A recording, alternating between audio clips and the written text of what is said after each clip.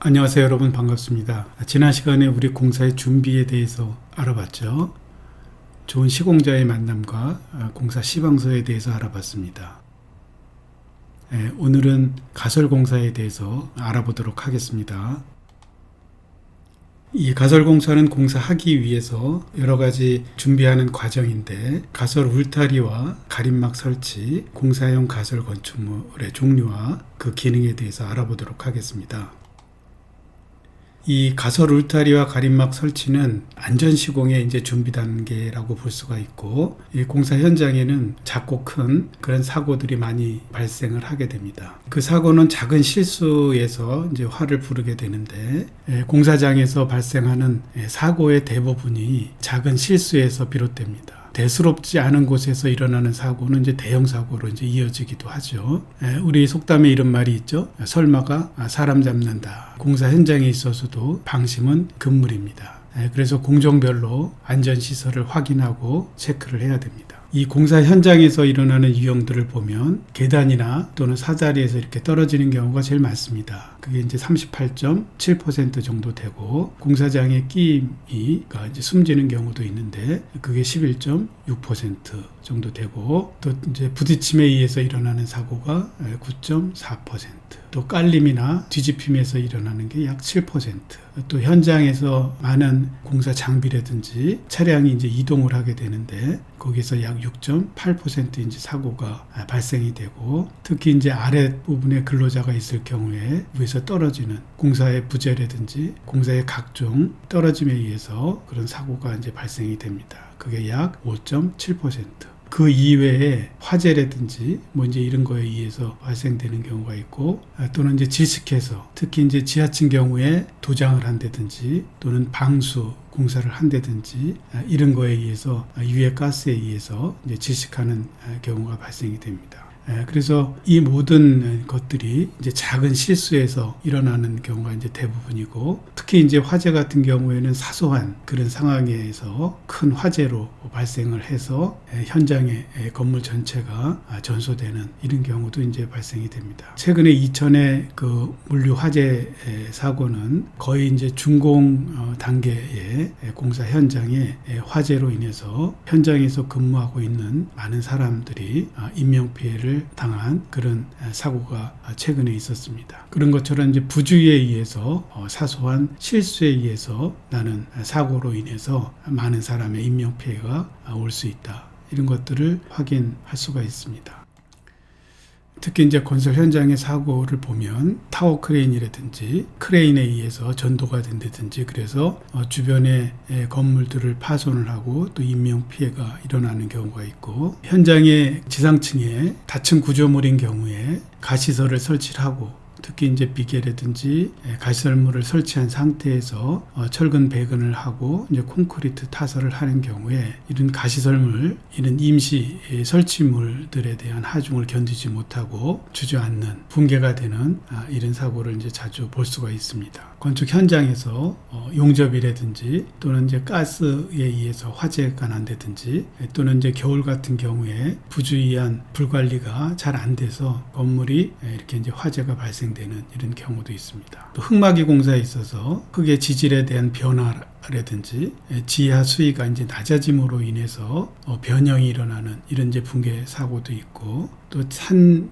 근처 같은 경우에는 산사태로 인해서 흙막이 시설이 이렇게 이제 붕괴가 되는 이런 사고가 일어나는 경우가 있습니다. 우기철에 태풍이라든지 또는 이제 폭우에 의해서 이렇게 비계가 설치되어 있는 가시설물들이 붕괴가 된다든지 이런 현장을 이제 볼 수가 있습니다. 이런 것들이 사전에 예방을 하고 재해에 대한 이런 많은 상황들에 대해서 준비를 해야 되는데, 그렇지 못한 경우에 이런 사고들이 이제 발생을 하게 됩니다. 조그만 부주의에 의해서 이런 큰 사고가 이제 발생이 되면 공사 현장 같은 경우에 공사가 이제 중단이 되고 인명 피해가 이제 발생이 되기 때문에 이 시설물들을 공사로 인해서 붕괴된 그 현장들을 다 정리를 하고 재개가 되기까지는 오랜 시간이 이제 걸리게 됩니다. 그래서 막대한 시공사에 대한 책임 소재가 있고, 공사 기간이 길어짐으로 인해서 전체에 미치는 영향이 크다고 볼 수가 있습니다. 흙막이 가시설이 이제 이렇게 붕괴가 되는데, 이거는 이제 작년도에 유치원의 건물 아래편에서 이제 공사를 하게 되고, 그 가시설물이 이제 붕괴가 되면서 그 위에 있는 건물도 붕괴가 되는 이런 사고가 발생된 유형이라고 볼 수가 있습니다. 또 가시설물들이 이제 붕괴가 돼서 집안이 이제 붕괴가 되는 상황도 있고, 흙막이 토류벽을 이렇게 공사가 되고 터파기를 하다 보면은 흙에 대한 토합이 이제 발생이 되고, 터파기한 부분에 진해력이 이제 견디질 못하고 이제 붕괴가 되는 이런 사고를 이제 볼 수가 있습니다. 이런 유형의 이제 일반적인 붕괴 유형을 보면, 터파기를 할 경우에 그 흙막의 벽을 설치를 하기 위해서 형광을 집안에 이제 하부까지 때려박고 그 다음에 이제 터파기를 하게 됩니다. 그런데 이제 토합에 대해서 견디지를 못하고 상부에 토합이 발생이 돼서 전도가 되고 붕괴가 되는 이런 사고가 발생이 되고, 또 토합이 상부에서 하부로 토합이 작용하다 보면 밑에 부분에서 흙이 올라오는 원인에 의해서 흙막의 벽이 이제 붕괴가 되는 사고가 있고, 또 중간에 토합이 작용을 해서 토합을 이제 견디지 못하고 이제 붕괴가 되는 경우가 있고, 또 흙이 이제 슬라이딩이 돼서 흙막의 벽 자체가 이동을 하게 되고 붕괴가 되는 경우가 있습니다. 또 이제 지하 수위가 이제 낮아지고 지하 수위가 이제 터파기한 곳에 이동을 하게 되면 지하 수위가 낮아지고 지하 수위가 이제 변형이 일어남으로 인해서 붕괴가 되는 이런 상황들을 이제 볼 수가 있습니다. 이런 흙막이 가시설의 이제 일반적인 유형을 보면 지형적인 상황도 반드시 현장에서 체크를 해야 되고, 특히 이제 공사를 하면서 주변의 상황들이 변이가 일어나는 사항에 대해서 이제 체크를 하고, 제일 중요한 거는 흙막의 벽 자체에 이런 어미말뚝, 이제 형광이 그래서 수직 하중에 대해서 근입장 길이가 짧아서 토합이라든지 또는 지하 수위의 변형이라든지 또는 흙이 슬라이딩이 된다든지 이런 걸 견디지 못하고 붕괴하는 경우들이 이제 많다고 볼 수가 있습니다. 이런 유형들은 가장 일반적인 유형이다 보니까 사전에 충분한 지형에 대해서 또는 집안에 대해서 확인을 하고 변형에 대해서 항시 체크를 하고, 이 모든 사고는 사전 예고가 있습니다. 그래서 반드시 이제 모니터링을 해 가면서 현장에 대한 이런 사고가 발생하지 않도록 항상 예의주시하고 관찰을 할 수 있는 이런 시스템을 갖고 공사를 해야 됩니다. 그 현장에서 제일 먼저 준비를 하기 위해서는 이제 안전 시공을 하기 위해서는 현장에 가시설물을 이제 설치를 해야 되는데, 그 중에서 이제 가설 울타리는 여러 가지 이유에 있어서 공사 시작 전에 이제 설치를 해야 됩니다. 이 가설 울타리는 주변과 조화가 있어야 되고 또 친근감이 있어야 됩니다. 그 공사 현장의 건물이 다 준공되기 전까지는 건물 주변에 다른 이웃한 건물들이 있기 때문에 주변과 관계를 경관적으로 그런 것도 이제 생각을 해야 됩니다. 그래서 이제 서울시의 기준을 보면 너비 8m 이상의 이제 간소한 도로변에 5층 이상의 연면적 3,300제곱미터 이상인 경우에는 가설 울타리를 이제 설치를 하게 되는데, 이 가설 울타리에 대한 규정에 의해서 공사 현장에 울타리를 설치를 해야 됩니다. 이 가설 울타리를 보면 대지의 경계나 교통의 차단이라든지 또는 외부와 내부에 대해서 위험을 방지한다든지 또는 공사 현장에 많은 장비라든지 자재라든지 이런 거에 대한 이제 도난 방지라든지 주변과의 미관이라든지 지방자치단체의 선전이라든지 효과를 주는 그런 기준들이 있고, 높이 2m 이상의 건축물들은 울타리 높이는 1.8m 이상을 이제 설치하게끔 되어 있습니다. 특히 출입구의 폭은 많은 장비들이나 타워 크레인이라든지 또는 덤프 트럭이라든지 이런 공사용 장비들이 많이 출입을 해야 되기 때문에 4m 이상의 높이 또 폭도 4m 이상의 이제 통문을 설치를 해서 이동하는 데 이제 지장이 없게끔 이제 설치를 해야 됩니다. 또 주변 경관을 생각을 해서 그래픽적인 요소의 내용들을 울타리에 포함을 시켜서 공사 현장이 조악하지 않게 이제 보이는 미관으로 이제 설치를 해야 됩니다. 경관 미관 지구나 이런 경우에는 그래픽적으로 제안을 해서 이제 심사라든지 지방자치단체에서 요구하는 수준의 그래픽적인 요소라든지 또는 디자인적인 요소가 가미된 그런 가설 울타리를 설치를 해야 됩니다. 공간이 부족한 공사 현장 같은 경우에는 이제 도로를 점용해서 이제 사용을 하게 되는데, 그런 경우에는 허가를 받아야 됩니다. 그래서 공사장이 부족한 경우에 도로 일부를 점용을 해서 사용을 해야 됩니다. 그리고 허가를 받아야 되고, 또 그 도로 부분에 가설 울타리를 이제 설치를 해야 됩니다. 공사 자재가 공사장 밖에 어지럽게 이제 방치되지 않도록 해야 되고, 가설 울타리를 설치를 하고 공사장에 이제 출입하는 사람과 차량을 적절히 이제 통제를 해야 되고, 보행인가 또는 제3자가 공사장으로부터 이제 추락하는 그런 위험을 막을 수 있도록 해야 됩니다. 이런 것들이 이제 공사 시작하기 전에 시공의 이제 준비 단계로서 중요한 거는 안전 시설이 돼야 되겠고, 대지 경계선의 면에서 설치하는 시설물이기 때문에 안전에 대해서 신경을 써서 설치를 해야 됩니다. 공사 내부의 안전뿐만 아니라 특히 이제 보행자라든지 통행하는 이제 차량이라든지 공사 밖에서 안전에 대한 준비를 사전에 충분히 해야 됩니다. 가설 울타리를 이제 설치를 하고 공사 준비를 하게 되면 공사용 이제 가설 건축물을 공사장 내부에 이제 설치를 해야 됩니다.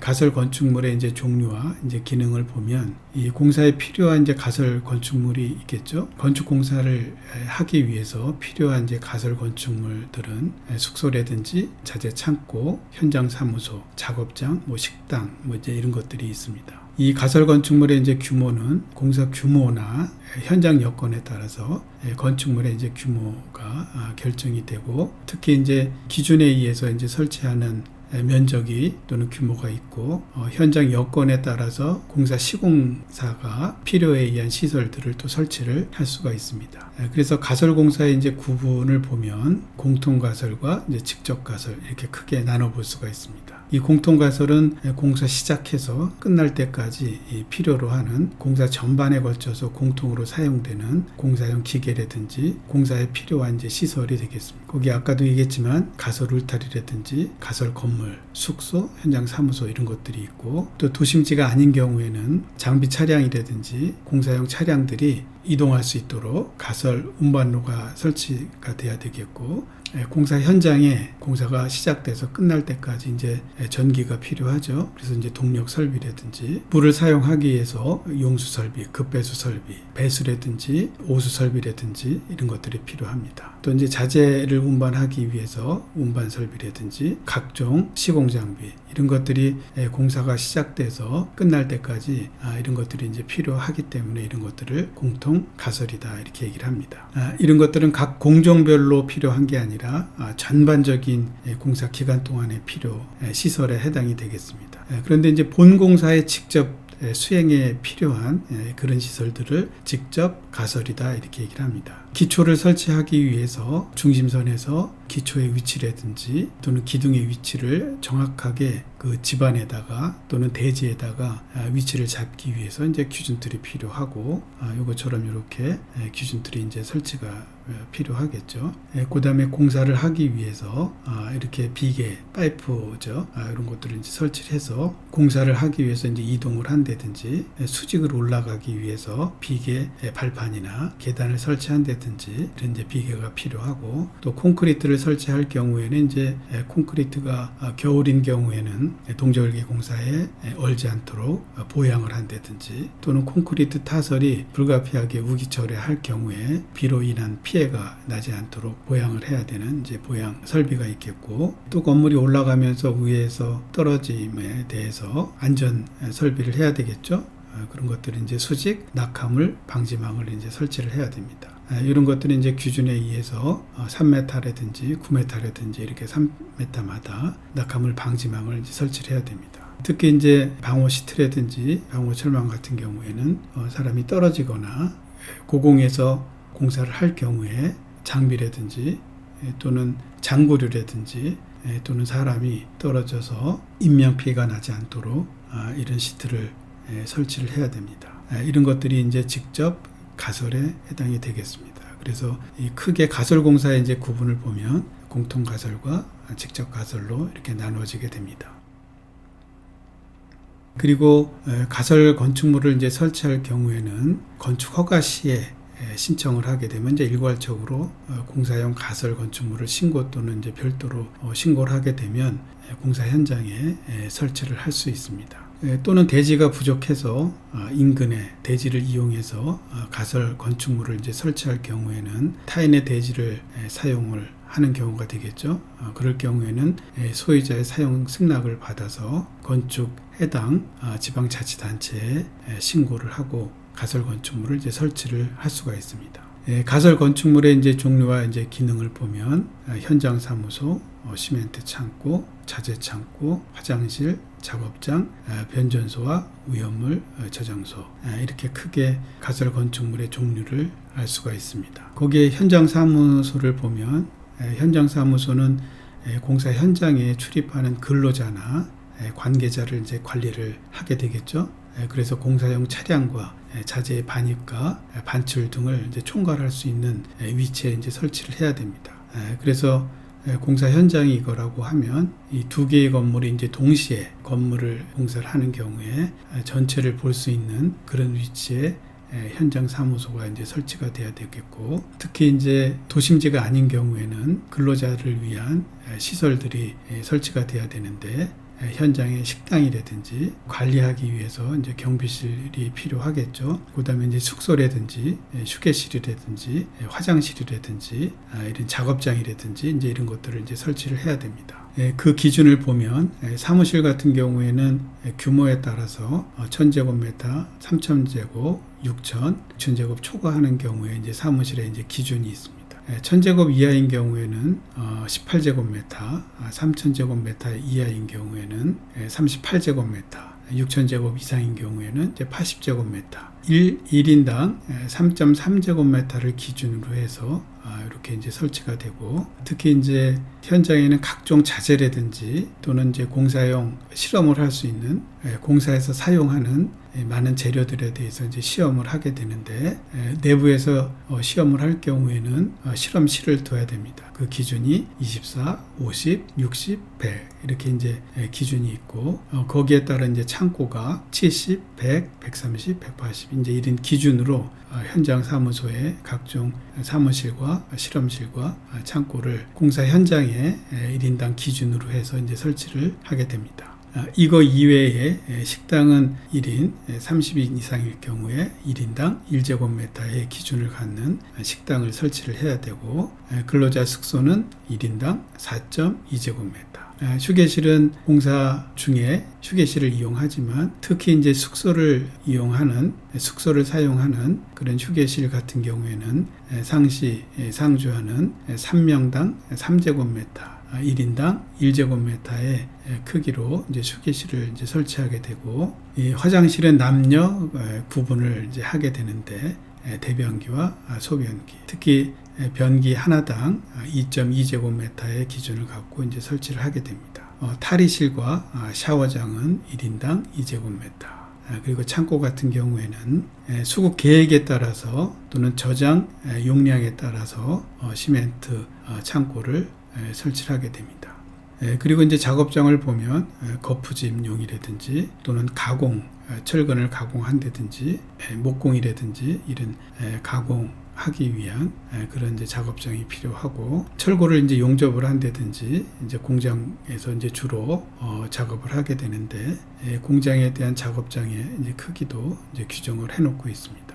이 기준은 이제 톤으로 환산을 해서 규모를 이제 설치를 하게 되고, 미장공이라든지 석공이라든지 콘크리트를 레미콘을 사용하지 않을 경우에 골재를 이제 적치를 현장에 해야 됩니다. 그래서 골재에 1세제곱미터당 0.7제곱미터라든지, 골재는 굵은 골재, 잔골재, 자갈, 모래, 물 이제 이렇게 저장을 해야 되는데, 그거 기준에 의해서 적치장을 이제 설치를 해야 됩니다. 그래서 현장 사무소 같은 경우는 공사 현장이 이제 다 보이는 위치에 설치를 해야 되고, 현장 사무소는 시공사 직원들이 이제 근무를 해야 되기 때문에 근무 조건들을 공사 현장의 규모에 맞는 그런 사무 실을 이제 설치를 해야 되고, 또 관리를 하기 위해서, 현장 관리를 위해서 각종 행정적인 처리라든지 스케줄 관리라든지 공사용 차량 자재 이런 관리를 하기 위해서 이제 사무소를 준비를 해야 됩니다. 또 이제 식당 같은 경우에는 공사 현장에서 가장 가까운 곳에 급식실도 이제 준비를 해야 되고, 현장에서 일시에 식사를 해야 되기 때문에 그런 크기로 규모에 맞게끔 식당을 준비를 해야 됩니다. 또 현장에서 숙식을 해야 되는 경우, 이제 기거를 해야 되는 경우에는 생활 여건을 이제 만들어주기 위해서 그런 제반 사항들이 불편하지 않도록 직원에 대한 배려도 있어야 됩니다. 이런 것들이 잘 갖춰진 현장 사무소의 공간에 대한 거라든지 또는 여건에 대해서 많은 준비가 필요하다, 이렇게 볼 수가 있겠습니다.